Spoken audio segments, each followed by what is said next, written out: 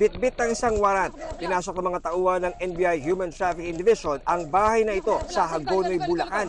Arestado ang target ng operasyon, isang lalaking 24 na taong gulang. Sige, sagutin. Nang buksan ng kanyang cellphone, Positive. Okay. Positive. tumambad ang malalaswang larawan at videos ng mga minor de edad na kanyang binibiktima online. Magpapadala siya ng friend request sa isang online platform at magpapakilala siya na kaedad niya itong biktima.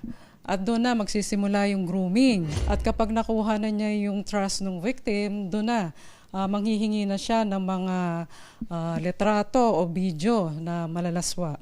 Inaaresto ka namin sa... Kapag pumayag ang biktima sa hiling ng suspect, tatakutin niya ito na i-upload ang litrato kung hindi ito papayag sa kanyang gusto. Gumawa ng malalaswang bagay habang sila ay magka-video call. Marami po tayong nakuhang mga child sexual abuse and exploitation materials. At na-establish natin na hindi lang pala itong biktima natin ang kasalukuyan niyang inaabuso, kundi meron pang mga 7 minor de edad na kasalukuyan niyang ginugroom at tinatakot na magpadala ng mga malalaswang litrato at video.